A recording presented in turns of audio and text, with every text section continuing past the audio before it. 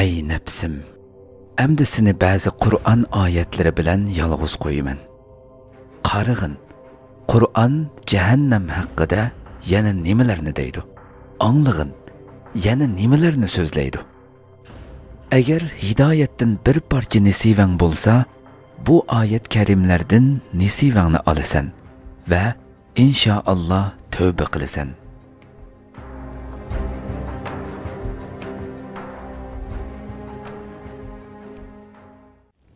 Şübhisizki bizning oyatlarimizni inkor qilganlarni davzaxga kirgizimiz.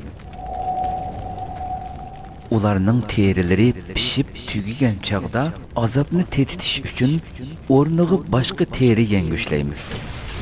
Allah haqiqatan g'olibdir, hikmat bilan ish qilg'uchidir.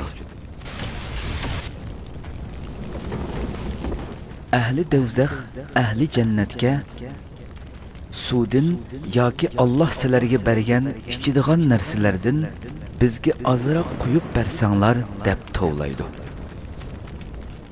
Ahli jannat ularga javoban Allah ularni kafirlarga harom qilgan deydi. Ular dillarini masxara va o'yinchoq qilib oldi. Ularni dunyo tirikchiligi aldadi. Ularning bugungi muloqot bo'lishni unutganliklari va bizning oyatlarimizni inkor qilganliklariga o'xshash, biz bugun ularni unutmaymiz.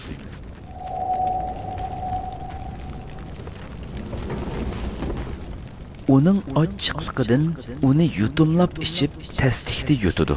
O'lim uni qorishib oladi. Lekin u hargiz o'lmaydi. Shuningdan keyin texmi qattiq azobga duchor bo'ladi.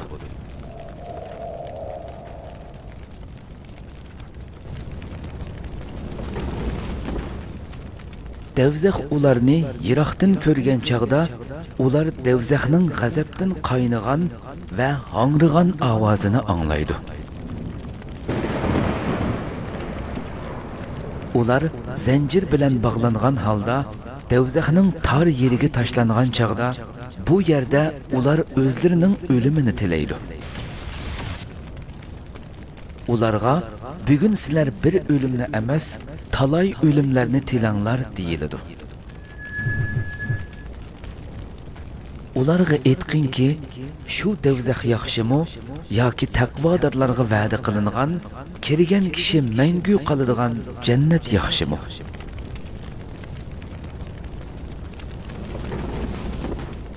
Kafirlar davzax azobiga duchor bo'ladi.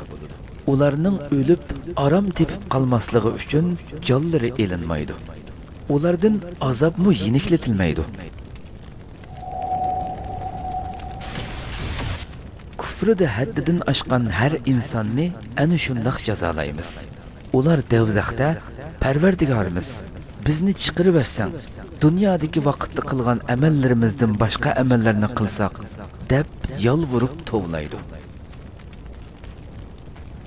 Allah aytidi.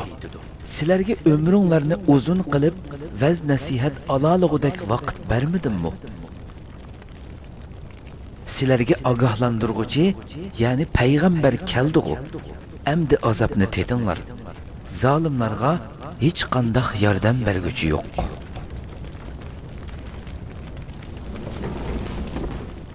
O kunda Allah'ning dushmanlari davzaxga to'planadi. Aldı arqısı yığılıb bolğuca toxtutub qoyuldu. Ular davzaxga kelganda, ularning quloqlari, ko'zlari va terileri ularning qilmishlari haqida guvohlik berdi. Ular o'zlarining terilariga nimishqi bizning zinimizga guvohlik berdinglar deydi.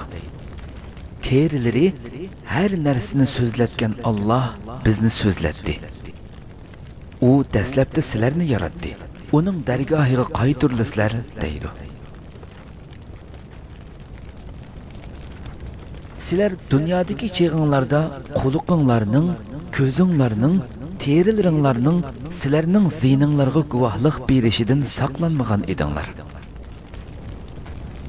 Lekin sizlar qilmishinglardan nurg'un ishlarni Allah bilmaydi deb gumon qildinglar.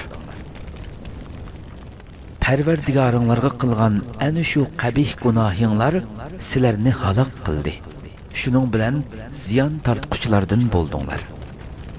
Agar ular chidasa, chidamliqning foydasi yo'q. Devzax ularning joyidir. Agar ular Allohdan rozilik tilasa, hargiz rozilikka erisholmaydi.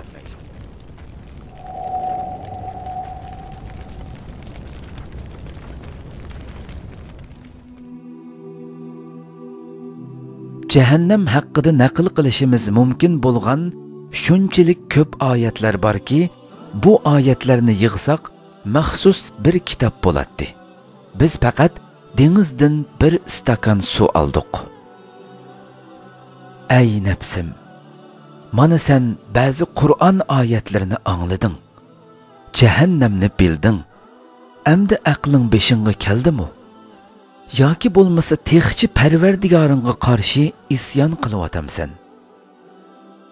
Agar hozirgacha yo'lingni tanlay olmagan bo'lsang, yana bir oz payg'ambar sollallohu alayhi va sallamning hadislariga quloq sol. Qara, payg'ambarimiz nima deydi? Qandoq bir azob bilan qo'rqitdi.